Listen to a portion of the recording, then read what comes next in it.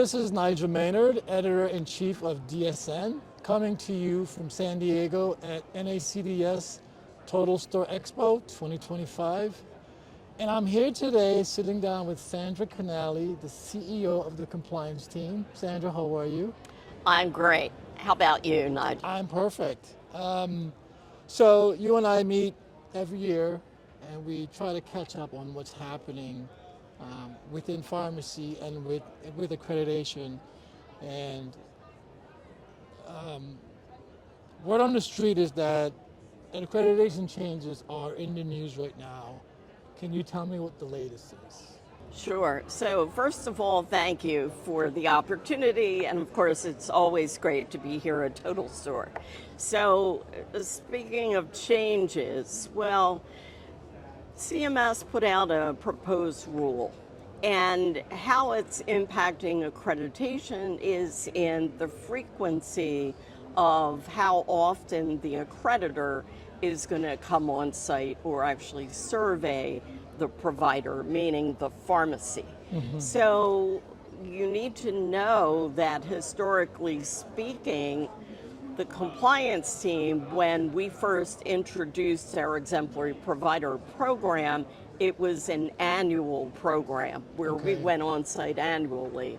And then over the years, CMS said, well, you know, you're screwing up our database because everybody else is 3 years and you need to go to 3 years. So with the changes, they're proposing bringing back annual visits as opposed to every 3 years. They're also proposing things that may change sampling formulas with how much percentage we do with the chains. So if a chain is 100 stores, how many of those stores are we actually going to see? And then how often? So, you know, to the industry, it's a big change because everybody is used to that 3 year and maybe less of a sampling than what CMS. The big takeaway, however, is that this is proposed. So the final rule is due out in November. So we all should know what what it's going to be, and then it goes into effect in January. And so how is the compliance team handling this? So one of the things, you know, I mentioned that we were annual visits historically, so we already have the infrastructure built in that our competition does not. We're the only AO that ever did annual visits. So that's sort of a layup for us. But more importantly is what the providers need to do and how the compliance team can help via doing more webinars, doing more education on how to stay compliant. Because at the end of the day, this whole thing goes back to the provider needing to meet the quality standards all the time. And so in their minds, they stepped back and analyzed, okay, how can that be accomplished? And so that's why they came up with annual visits. We at the compliance team, okay, if that's the case, we can do that, and we can do far more education than we're doing right now. So we're on it already. So does the compliance team have any new accreditation programs in the works? Yes, thank you for asking. So we have an integrated care model that in the industry you hear about, okay, a pharmacist being embedded in a clinic setting or a medical practice, or maybe you have a dietitian that is on staff with the pharmacy. So when Mrs. McGillicuddy comes in for medication management for her diabetes, well, it's good to have the dietitian in the mix to counsel her as well. So I look at integrated as multidisciplined, and it's really up to you as the provider as to what disciplines that involves. Yeah.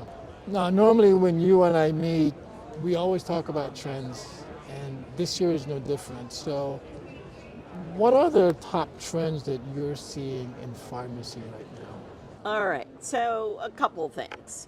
One, going back to the value-based integrated care model, we're certainly seeing a lot of combinations, but we're seeing a lot of remote monitoring at all levels. We're also seeing many different business models for long-term care. So I look at long-term care pharmacy as evaluating from your house to the big house, because a lot of them have expanded into correctional and doing assisted living and board and care and actually doing it in the home.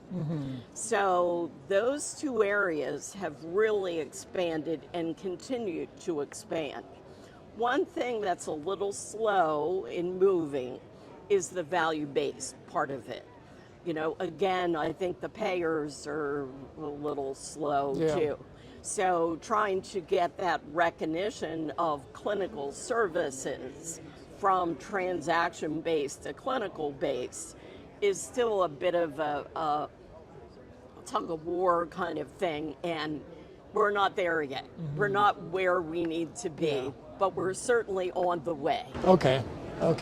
This wasn't on one of our topics to discuss, but I thought I would ask you because I recently found out that you are a two-time recipient now of the DSN Top Women in Wellness, Health and Wellness Award for Business Excellence. I hate to put you on the spot, but tell me what that award means to you and how does it feel being a two-time winner? Well, number one, the most important thing, outside of the fact that Drugstore News was behind it, was the fact that it's peer, voted or whatever. So getting recognition from the actual industry that we provide accreditation for is really humbling and very exciting, especially being a two-time winner. So, I think there's, a three-time winner? I don't know. I'll go for three. A hat trick. You're going to go for a hat trick. A hat trick, Okay. right. Okay. Sandra, thank you so much for talking to us. I appreciate you sitting down. Thank you. All right. Enjoy the show.